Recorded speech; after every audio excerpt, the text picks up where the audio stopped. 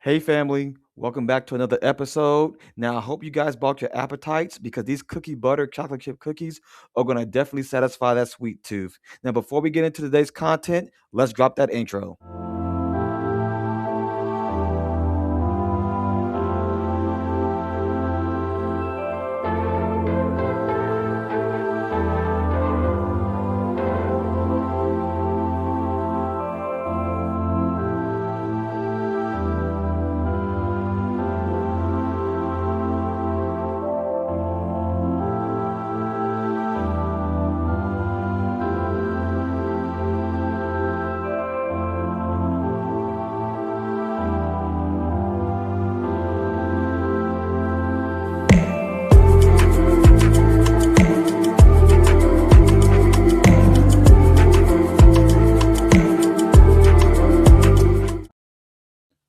All right, y'all. So here's all the ingredients you're going to need for today's recipe. Now, y'all know I like to go through all the ingredients before we start baking. So we're going to start with our all-purpose flour.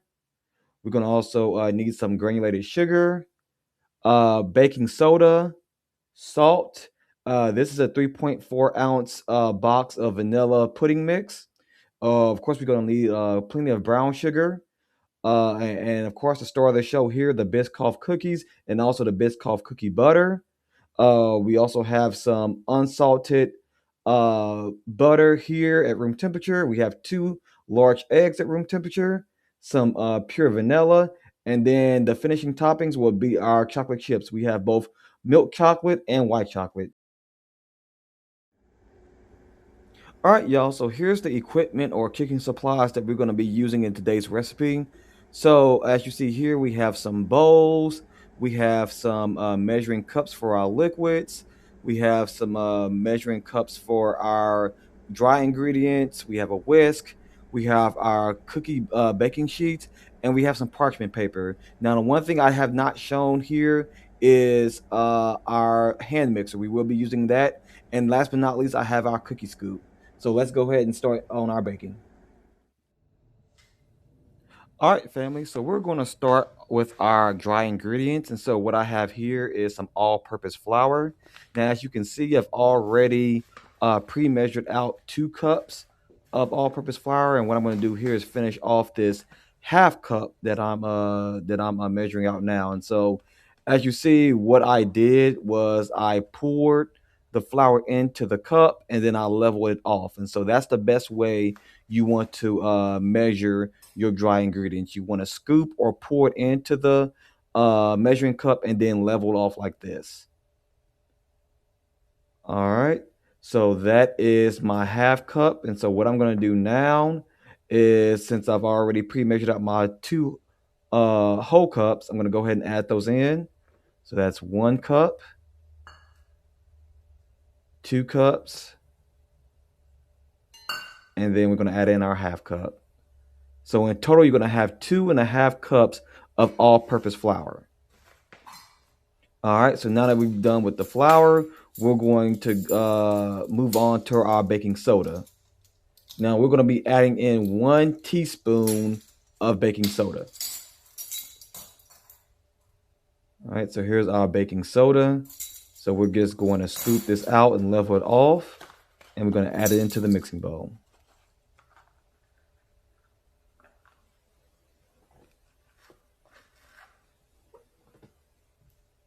All right, so that is 1 teaspoon of baking soda. All right, so now that we've done with our baking soda, we're going to move on to our salt. Now we're going to want to add in a half teaspoon of salt. So not much salt, just a half teaspoon. All right, so we're going to pour this out.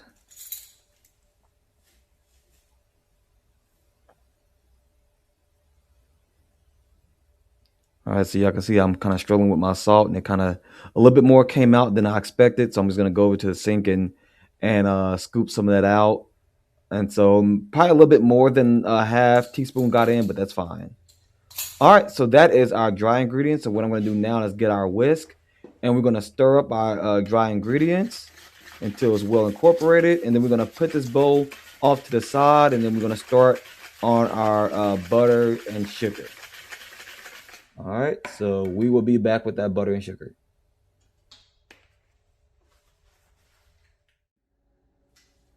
All right, so family, this is the fun part, and so this is where we start to mix in our butter and sugar and start really bringing this cookie dough together. And so we're gonna start with our brown sugar. This is 1.5 cups of brown sugar.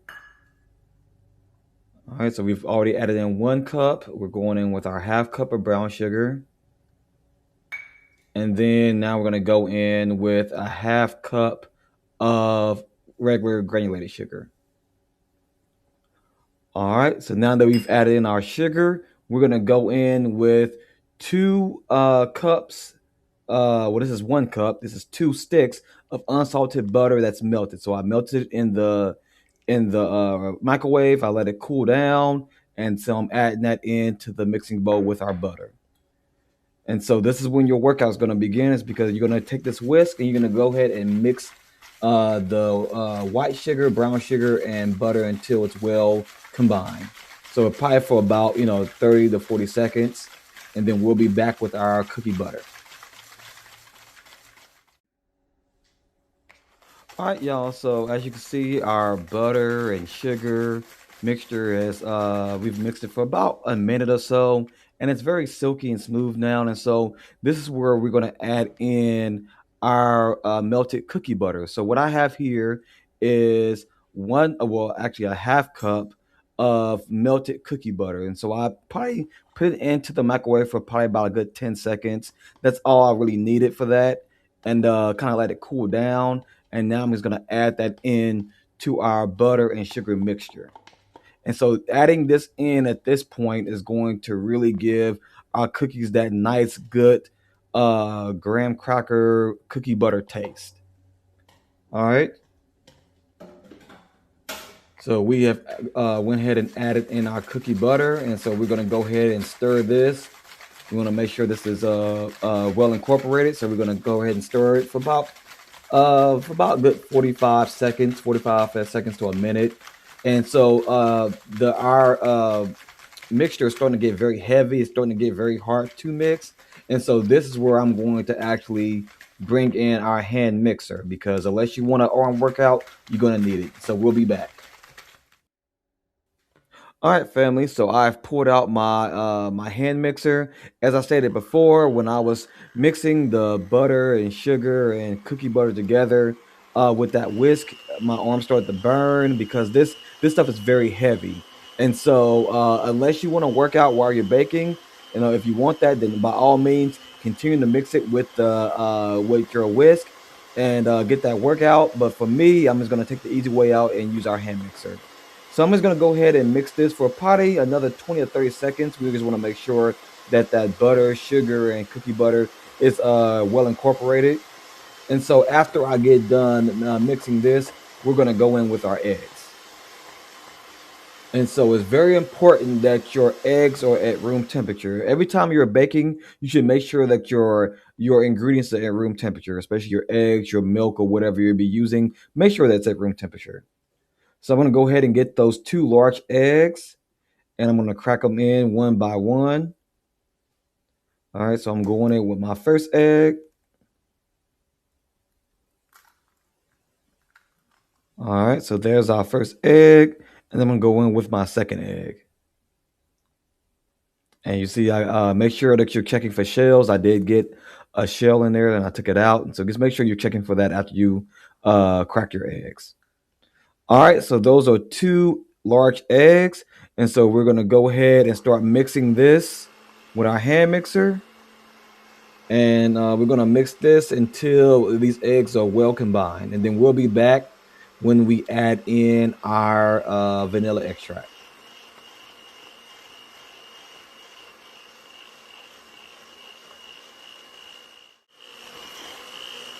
All right, family. So this has been mixing for about a minute or so. And as you see, our mixture is becoming a little bit more lighter because we added in those eggs. We've incorporated that air into the batter with the hand mixer, and so it's a little bit more lighter and a little bit in terms of texture, and it's also a little bit lighter in color.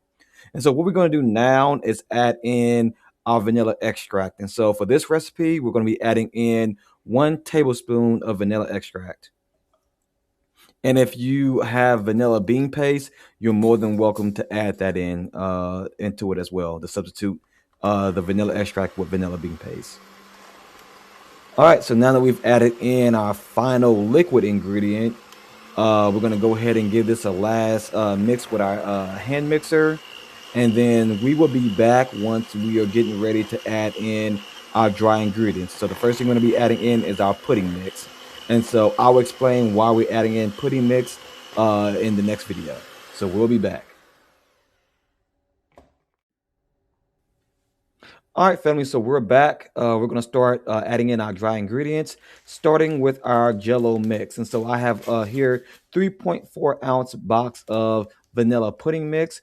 Now, what this is gonna do is not only add additional flavoring, but as you may know, or some of you may not know, that pudding mix includes cornstarch in it, and cornstarch is gonna really help us have a soft cookie. And so I like my cookies to be moist. I like for them to be chewy. And so adding in pudding mix is going to really is going to really help with that. In addition to adding more flavor, so I'm just going to go ahead and fold this in to our batter. And so our batter is pretty loose now because we have not added in our other dry ingredients. So once we add that in, get ready for a workout because you're definitely going to feel that burn in your arms. So now that we've mixed that in, I'm gonna go and get our dry ingredients that we mixed in, that we mixed up earlier. I'm just gonna go ahead and pour that into our bowl. So you go ahead and add all of that. And as a reminder, that was our all-purpose flour, our baking soda, and our salt. So what I'm gonna do now is go ahead and just fold this in and start mixing this together. And so it's gonna our dough is gonna get very thick, and as I stated before, it's gonna get very hard to stir. So you may want to swap out with more of a more sturdier spoon to mix this up. But once I have all this mixed up, we'll be back. All right, family. So we're back. I have been mixing this cookie dough for about a good 4 to 5 minutes with these spoons. You can't use a stand mixer or hand mixer on heavy dough like this, and so you just kind of have to thug it out with the spoons. And so now that our dough is good, we're going to add in our finishing touches, starting with our milk chocolate chips. And so I'm adding in a cup. If you want more chocolate chips, you can definitely add it in. I didn't add in as much of the milk chocolate chips because we are going to be adding in some white chocolate. All right, so you're just gonna just stir this and make sure that those chocolate chips are well incorporated into the cookie dough. And then our next addition to this cookie dough would be our Biscoff cookies. Now I crushed up maybe 15 ish Biscoff cookies. I wanted to keep them in these bigger chunks, and so I didn't crush them up too finely because I wanted them chunk. I wanted to kind of have them in chunks, and so you can do it however you want. But I added in about a cup of those.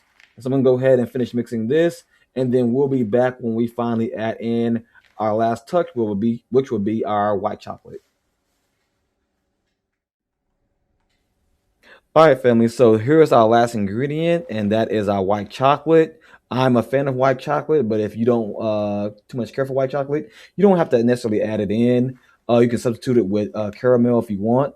But this white chocolate was an actual chocolate bar, so I just chopped it up and I added in about 80% of it. But we're gonna incorporate the rest of it later on, and so we'll be back.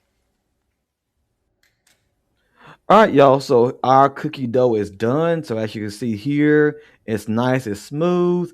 And so what we're gonna do now is use our cookie scoop. Now this, of course, this does look like a ice cream scoop, and you can use it for ice cream. But this is a I believe, a 5 tablespoon cookie scoop. And so I'm using this big of a cookie scoop because I want these to be large cookies. And so if you want smaller cookies, you don't have to use the same size of a cookie scoop. You can use a 2.5 tablespoon or a 3 tablespoon. It's your choice. So I'm gonna go ahead and finish making my cookie dough balls, and then we will be back. We're gonna add in some additional white chocolate, And then we're going to put these into the freezer for about 30 minutes. And so I will discuss later on why we are putting the cookie dough into the freezer. So we'll be back. All right, family. So we already have our dough balls already formed and ready to go. I'm just patting them down, making sure that they're good and firm. And then from there, I'm gonna add in the remaining of our white chocolate. I'm just gonna stick the white chocolate pieces on top, just for decoration.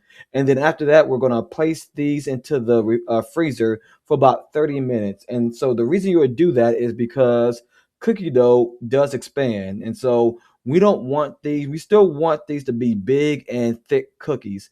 And so if you want thicker cookies, it's good to go ahead and freeze them for about 30 minutes to an hour. And what that does is that when it bakes in the oven, it does not expand too much. And so we're gonna go ahead and place these in the in the freezer for about 30 minutes, and then we'll put them in the oven. All right, family. So as you can see, our cookies are finally out the oven. I put them in the oven at 350 degrees, and they baked for about 13 minutes. And so I would say, for a word of caution, you do not want to over bake these because they will become hard. And so the key to having chewy cookies is to make sure that you take them out the oven when they're slightly under baked. And so around the 11 to 13-minute mark, you want to take them out and then leave them on the baking sheet for about 5 minutes because they will continue to bake while they're on the baking sheet. And so that's exactly what I did here. And so all I'm doing now is add in some garnish or some decorations. I took some Biscoff cookies, snapped them in half, and I'm just putting them through the middle of our cookies. All right, so we'll be back when we're adding in our final touch, and that will be our melted cookie butter. All right, so our cookies has fully cooled, and so what I have here is that I put a little of our not honey butter, but our cookie butter into the microwave for about 10, no longer, more than 15 seconds, and it's melted right now. And so that's what I did, and I just taking a spoon and I'm just doing a drizzle across the top of our cookies. And so this is gonna really help the cookies to look very professional, and so and it's gonna also add in some additional cookie butter flavor. And so this is something that I like to do. You don't have to do it, but for the sake of presentation and the taste, I'm going to go ahead and do it. And so, something that I did not mention is that you want to put your Biscoff cookies into the middle of your cookies before the cookies cool off. Because why? That center is still slightly underbaked. You want to go ahead and put them in so they can go in easily. Because if you don't, then you may not be able to get those in at all. And so, if you want the presentation, just put the Biscoff cookies into your underbaked cookies right when you take them out the oven. All right, so we're gonna finish garnishing these, and then we'll be back with the finished product. All right, family, here is the finished product. These cookies were absolutely delicious. They were moist, they were not overly sweetened, and they had that great cookie butter taste. And so I definitely recommend this recipe. Hey, family, thank you all for watching this episode of King's Creations with Nick here on Monarch Entertainment Studios. As a reminder, the recipe for these cookies will be in the description box. And until next time, I pray for peace, prosperity, health, and love over you and your family. And until next time, good night from the Queen City.